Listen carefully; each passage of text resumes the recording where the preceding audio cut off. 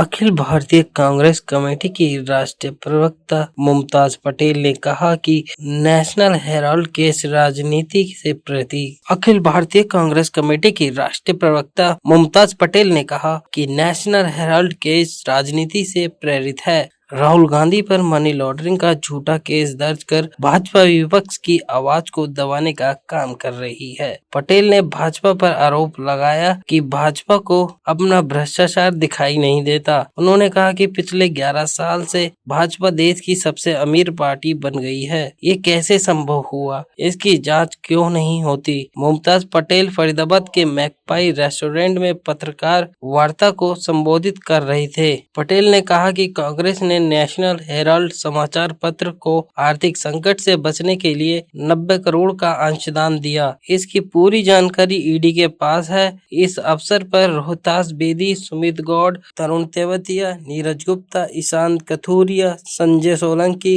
राहुल सरदाना आदि कांग्रेस नेता भी मौजूद रहे। कांग्रेस के समय में ईडी तो बनी थी उस टाइम पे, बट कन्विक्शन रेट सारी विपक्ष तो कभी भी कांग्रेस के पीछे लगी थी और कांग्रेस होने दे रही थी ना। 2G 3G क्या हुआ उसके बाद? तो 2G 3G क्या हुआ उसका? आप बताइए। जिन फॉल्स केसेस पर ये सरकार गिराई गई, भ्रष्टाचार बोला आपने, किसी ने बाद में माफी मांगी, कन्विक्शन हुआ किसी का उस पर? ये तो कह रहा हूं, तब 0 था, आज 1% है। तो 1% है तो आप बताएं। तो आप सत्ता में 11 साल से ना, आपके पास इतना बड़ा केस है, इतना ज्यादा भ्रष्टाचार हुआ, तो अभी तक कन्विक्ट क्यों नहीं कर दिया आपने? अच्छा, जिस डेब्ट के पक्ष में आप इतना अच्छा सा बोल रही हैं जी, वही डेब्ट तो बैंकों में और उद्योगपतियों को दिया जाता है, उसमें आपको आपत्ति क्यों होती है? और क्यों नहीं होगी आपत्ति? आप एक छोटा सा जो किसान है उसको आत्महत्या करनी पड़ती, कितने मतलब 1 लाख रुपए के लोन के ऊपर, और आप करोड़ों के लोन माफ कर देते हैं।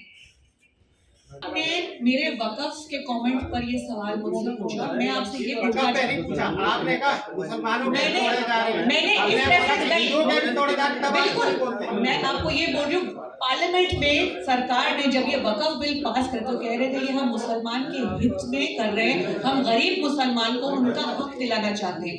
ये बोल के वक़्फ़ बिल आपने पार्लियामेंट में प्रेजेंट किया। मैं ये पूछ रही हूँ कि अगर आपको इतनी फिक्र है वक़्फ़ पे, आप बिल पास कर शहरों में प्रेस कॉन्फ्रेंस में, ताकि जनता तक सही खबर पहुँचे कि ये मामला है क्या और इसमें सच्चाई क्या। मैम, आपने कहा कि कांग्रेस अंत तक लड़ाई लड़ेगी, लेकिन आपको लगता नहीं है कि शायद भाजपा इसलिए आगे हो रही है, जैसा आप आरोप लगा रहे हैं कि कांग्रेस एक साथ लड़ाई नहीं लड़ रही है?